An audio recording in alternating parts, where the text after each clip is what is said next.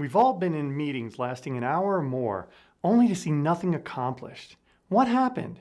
We had all the right people, we knew what we wanted to decide, and yet meeting after meeting, the same people discussed the same topics with no actionable outcomes. So what's the culprit? In my experience, it's all related to effective meeting management. One integral skill in leading team meetings is using team dynamics to guide and develop discussions to reach a decision. But if you've ever tried to manage a group of people with diverse opinions, dissimilar backgrounds, or competing interests, you know that this isn't always simple. One reason is that there are two common personality types I have come to label as disruptors and non-participators.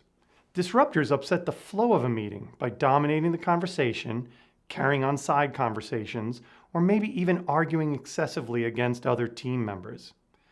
Non-participators simply don't engage during meetings. They are silent even when their contribution is needed, or they consistently seem distracted. In order to facilitate a meeting effectively, you have to find a way to encourage equal participation from all team members.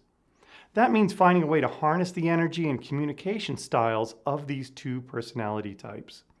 Here, I'm going to discuss a few ways to manage disruptors and non-participators to boost productivity and facilitate team communication. First, it's important to establish clear guidelines before the meeting starts. You should involve the whole team, but I recommend coming prepared with suggestions. For instance, this is a great time to establish the expectation that the team will stay on topic and avoid side conversations. I find that if people are aware of this guideline from the start, they'll be more likely to keep themselves and their neighbors in check. However, clear guidelines may not stop disruptions, especially if team members have acquired bad habits.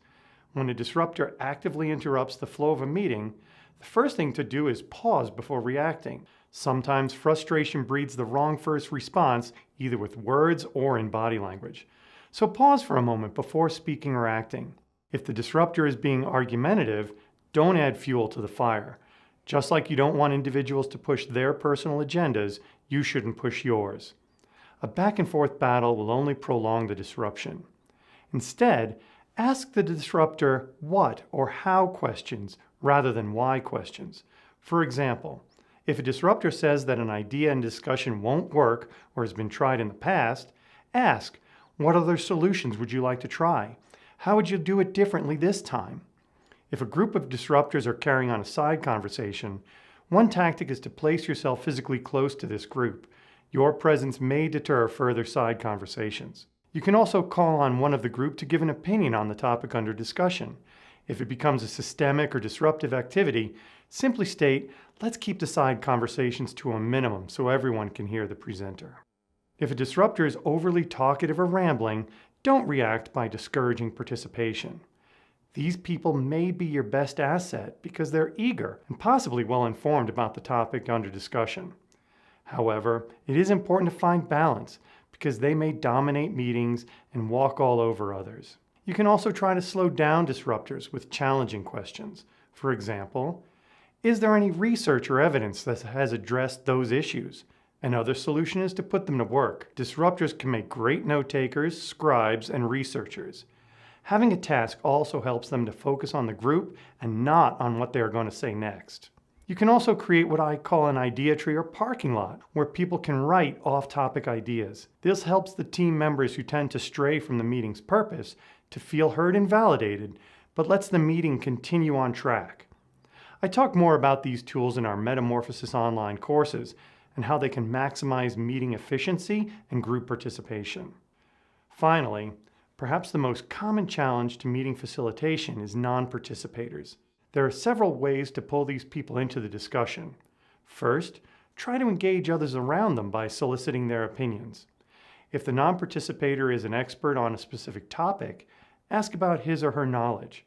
You could even ask the non-participator to present on a topic at the next meeting, but be careful. Some people don't like to be put on the spot, so tune into the person's body language to gauge their comfort level. You never want to embarrass or add undue stress to participants.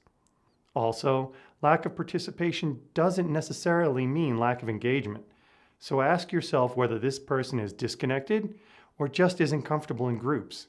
It may be the team member prefers to participate in a different way, perhaps by note-taking or timekeeping, or undertaking some other task.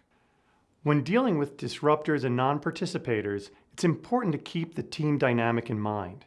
Not addressing these behaviors affects not only team productivity, but also morale and engagement. Proper management of a team's communication helps create a collaborative environment where every team member feels like his or her voice has value.